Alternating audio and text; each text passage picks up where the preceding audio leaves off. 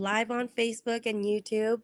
And today is a little different because I just met Michelle. So I can't wait to even get to know her here on live. And I can't wait for the audience to also get to know you um, real time. Well, I appreciate you having me here. Thank you. It's been a pleasure meeting you today.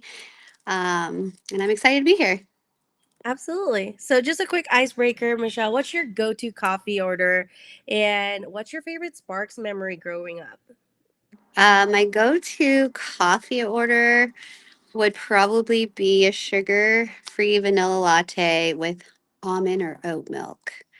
If lavender is kind of out there, I sometimes add that when it's like springtime. So Um, but definitely that would be my go to. awesome. Do you order it like, hey, I want to order a skinny something, something? And they would Yeah, remove the sugar free, they would remove the sugar. Yeah, or I just let him know. But I also have an espresso machine, so I kind of make my own lattes at home every day and have my own like creamers and whatnot. I love that. Yeah. Well, Robin tells me you also grew up in Sparks. So, what is it like growing up, in Sparks? So I grew up in the Sparks area. My parents still live in the same house that I was born into. But I think, growing up, I loved the community. I loved how close knit. I grew up with Robin. She lived down the street from me. She's my longest friend. So I think it was just really fun having that traditional childhood where all the kids played out outside. And then when the street lights went on, it was time for us to go home. We'd Mm, ride our bikes. We'd go to our elementary school and play. Like, I think we were very blessed to have like a good group of young kids our ages on the that's same awesome. street. So it's grown, it's changed. It's crazy to see how different the Sparks area or all of Reno is in the time, in the last 40 plus years that I've been alive. But it's definitely, I think, a special place. That's awesome. And how old were you when you met Robin?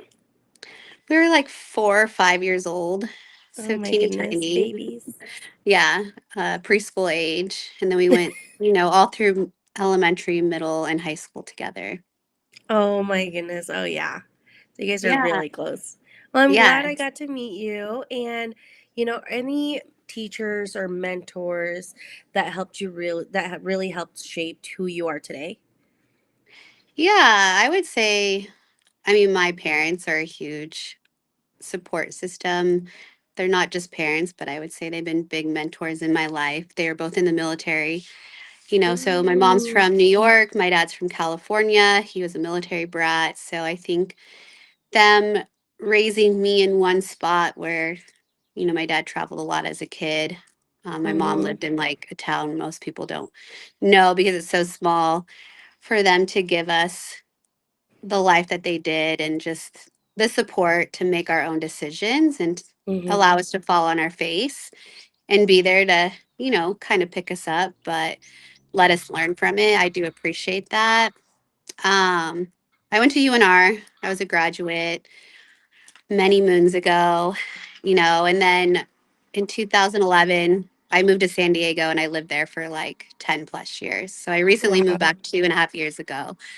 So I would say through my work experience, I worked for a university for 5 years. I was able to recruit community college students from the San Diego area to go to Grand Canyon University in Phoenix. And it was really cool to be somebody's mentor and helping them get into college and help them, you know, stay on the path and support them and financially help get them set up, what they needed to do or what their parents needed to do.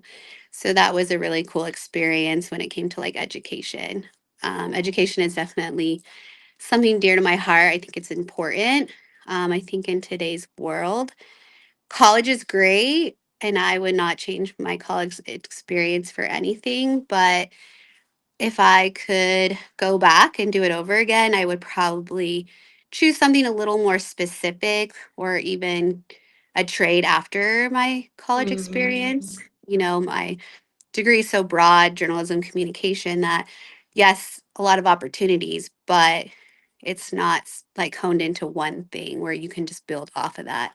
And I think in today's world, having a trade is so important. Like engineering or technology is everywhere, social media, understanding like those specifics within your Mm-hmm. education, I think is super helpful. Perfect. Thank you for sharing. And also, Michelle, you mentioned education. You have your master's, right? Yes, I do. And I got that's it no in, joke. yeah, it was my goal to get it before I turned 30. It was literally October 7th, and my birthday is December 7th. So it was literally 3 months before my 30th birthday. That's So it was a good awesome. accomplishment. It was through Ashford University. So I did, the online route um, while I was working. So yeah, it was definitely something which was exciting. It's in organizational management with an emphasis in leadership. So I've always wanted to be a leader, lead people, inspire people, just kind of be that person that people can rely on and go to. Was that what inspired you to go that route? Was the leadership aspect? Yeah, I feel like even as a kid, I've always been like a leader and someone who wanted to always like nurture and be there for people. Um, and then just through my roles, like in my jobs, like before I moved to San Diego, I did work for restaurant and I did management there. So I got a taste of that for 2 years and running a restaurant, a business, plus doing like the events and whatnot. Mm-hmm. I really found myself kind of towards that leadership role and wanting to just kind of get my foot in the door. I did manage with GCU prior to me leaving. So I think it's important. Um, I've always been taught to lead by example, so I just kind of hone off those skills. And that's like the one of the best rule in leadership. So that's awesome. Were there a time where you were like, what am I doing? What am I doing moments? And how did you push through them? Because I'm sure in every journey there's like those time and moments where you're like, what am I doing? Yeah, no, to be honest, I've kind of had that aha moment in the past month. I was with my company, Medical Solutions. I was a nurse recruiter in my business, or my company's in San Diego, but because of COVID, us moving remote, I was able to move back to Reno. But I was there for 5.5 years, and I kind of just felt complacent and very Mm-hmm. kind of like stagnant, and like I needed some change, and kind of like, what am I doing? Like, I kind of lost that love and feeling, I guess is the best way to put it. So I put myself in a position to apply for some other opportunities to challenge myself, to learn a new skill set, or to add to my resume. So I'll be starting a new job on Monday. Could you? I'm so excited and congratulations. Yeah, thank It you. looks like a brand new venture for you. That's very exciting. Could you tell Yes. a little bit of how you are going to be applying the skills and things that you like learn throughout the years with your new role? Yeah, so my new role is, working at Renown with doctors. My job title is a provider contract specialist, compensation contract specialist. So, there's a lot of moving parts to it that I learned in my interview. But I feel the skill sets, one is just communication is going to be huge. Mm-hmm. Just being able to give transparency, open line of communication. It's definitely going to be a lot of like curveballs thrown my way, either in just the processes that I'll be learning that are new, because I'm so used to what my current position was doing.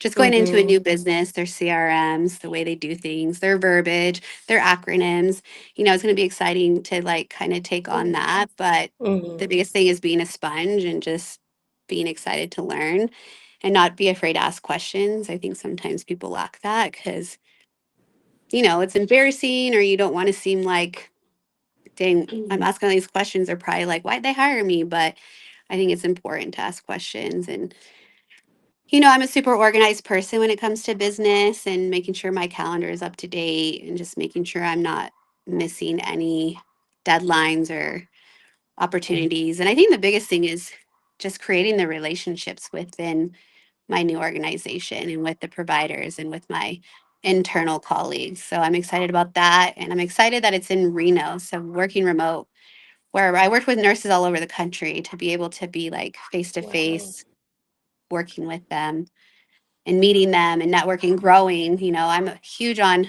self growth. And I think it's really powerful when you work with people, what you can learn from them, good or bad, 100%. their weaknesses Yeah. or not. Just like what we're So, doing right now. I just met you and yeah, I'm learning a lot about you, what you do, and you mentioned about leadership and you're actually checking a lot of the boxes. So that's amazing and that's a great mentality when you're jumping into something new. So that's great. yeah, thank you. Yeah. So Michelle, what advice would you give someone who's thinking of like leveling up they're professionally or going back to school and they're kind of feeling overwhelmed? What kind of advice would you give them?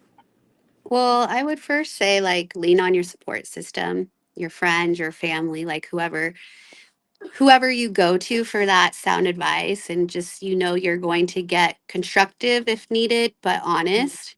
And the support, when you're making a change or you're wanting to better yourself, it's uncomfortable, it's scary, it's Yeah. but it's also exciting and fun. I mean, I think as adults we lose that innocence of a child, and the fact that we don't get excited like we used to when it was Christmas, or it's my Yeah. 16th birthday, or oh my God, I'm graduating from college. Like, you hit all these milestones when you're younger. I think as adults, we forget to give ourselves milestones because usually, it's focused on our families or our children. I don't have children of my own. I have a ton of nieces and nephews that I love, and I'm the cool aunt, but it's just giving yourself those goals and those milestones, but also giving yourself grace and not be afraid, but be excited at the same time. I like that advice. Thank you. And also, what's one thing you wish more women knew about stepping into leadership and creating their own lane? I mean, as women, we can get chatty, right? We all like to, speak our Yeah. truth. We're a little Mhm. more emotional than logical. Not all, but I think just supporting, like, women supporting women, like, we're all in this together. We're all fighting the good fight. We're all trying to put a stamp on it. And I think the more you're around like minded, encouraging people, the better. There's sometimes where people get down and you kind of drink the negative Kool-Aid and it kind of like spreads like wildfire, but just kind of Yes. reminding yourself to maybe take yourself out of a situation like that, distance yourself. If somebody's kind of going through that, you don't want that energy to bring you down. But also, you still want to be supportive, right? There's a fine line, Hmm. but sometimes just protecting your own peace, protecting your own goals, don't be afraid to be selfish while also being selfless and promoting other people and their success. That's great advice. A lot of times people learn about that and doing that later, in Yeah. life. So that's definitely great advice. So, Michelle, if you could go back and give yourself or your younger self some advice, what would you say? I would tell myself, like, don't be afraid to put yourself out there. Um, I was 27 when I moved to San Diego and I didn't have a job, I didn't have a place to live, and I had no expectation in staying there for 10 years. I didn't know what I was expecting. And I think that was such another aha moment for me. And I would have done that sooner. Like, I would have put myself in a position to grow and spread my wings. When you're born and raised in Reno, it's hard to go. Like, it's such a community, your family's here, Yeah. such a big world out there. But I would just tell myself, like, don't be afraid of the big world, but your home will always be your home and you'll always have a safe place to come back to. So I would just probably tell myself, like, do it a little sooner, give yourself a little more time, go travel. I've yet to go to Europe. That's something that I want is on my bucket list, but I would have told myself, do it sooner. Like, you think like it's such an expensive trip, but people have done it, with less and they've made it happen. So just try everything. 100%. And I love that. I love that because sometimes people take a while to realize, hey, it is scary, but you just never know what's on the other side till you Yeah, try, right? You never know. So exactly. it's a risk. It's either, what do they say? The regret is if either leap or regret it later that you didn't take that leap. Yeah. So yeah. So 100%. So Michelle, thank you so much for, giving us a little bit of backstory, inspiration, Yeah. telling me and whoever is watching now or later who you are, what you do, and I'm excited for your journey and excited to kind of get to know you even more through Robin. And thanks. I don't know if Robin is there, but thank you. Is she there? Yeah. Yeah, she's hiding. But she's thumbs upping us. She's saying, "Good job, ladies." But thank you so much for Of having me. And I'm course. excited to have met you and just to network with and, kind of go through this journey together. Exactly. And, just like Robin said earlier today, like this is the power of networking. And I would have met Robin or Monica, Stephanie, the owner of Protein Jungle, you, if it wasn't for networking, really. So I can't wait to see Yeah. how, where life takes us this year and so forth. So once again, I know I just met you, but I already feel connected. So thank you so much for hopping on and trusting me.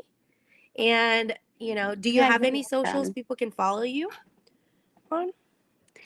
Yeah, I mean, I have LinkedIn, which would be my first and last name, Michelle Muniz. And then I have Facebook, which would be Michelle Lee Muniz. And then my Instagram is kind of a fun name. It's I think if you put Michelle Mina in there, it'll show up, but it's Mish Piece. I don't know. That was 15 years ago in the making, so that was a young version of me making it. So, but yeah, I have those three that I kind of stick at.